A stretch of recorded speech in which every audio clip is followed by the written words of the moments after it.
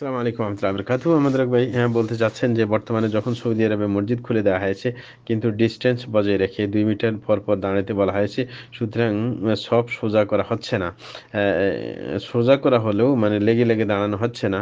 হ্যাঁ, এই ভিত্তিতে মসজিদে সালাত আদায় করা হ্যাঁ, উ মানে উত্তম হবে নাকি ঘরে জামাতে সালাত আদায় করা পাশাপাশি দাঁড়িয়ে উত্তম হবে? আমরা বলব যে মসজিদে আদায় করা উত্তম। কারণ জামাতের ব্যাপারটা মসজিদের সাথে সম্পর্কিত।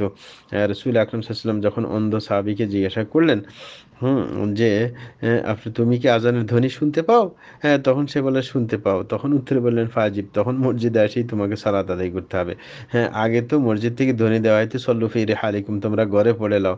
তখন আমাদের ওযর ছিল। কিন্তু এখন তো আর ওযর নাই। এখন যেইভাবে পড়া সম্ভব সতর্কতা অবলম্বন করে সেইভাবে হাজিরা দিতে হবে আমাদেরকে। মসজিদেই আসতে হবে।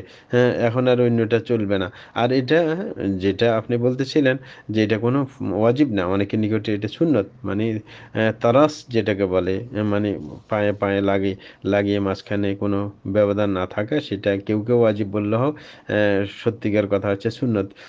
সুতরাং এটা ওজরের কারণে যেখানে ওয়াজিব চলে যায় সেখানে সুন্নতকে তো অবশ্যই যাইবে।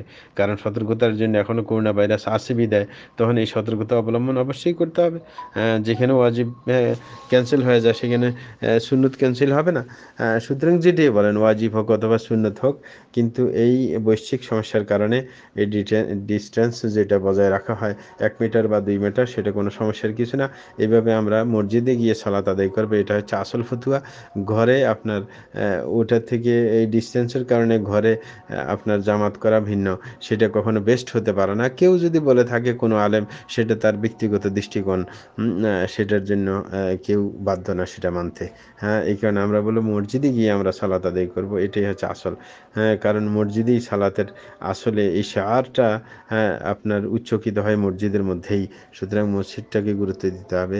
ওয়ারকাউ মা'আর রাকিঈন রুকুকারীদের সাথে রুকু করতে হবে। জাযাকুমুল্লাহু খাইরা।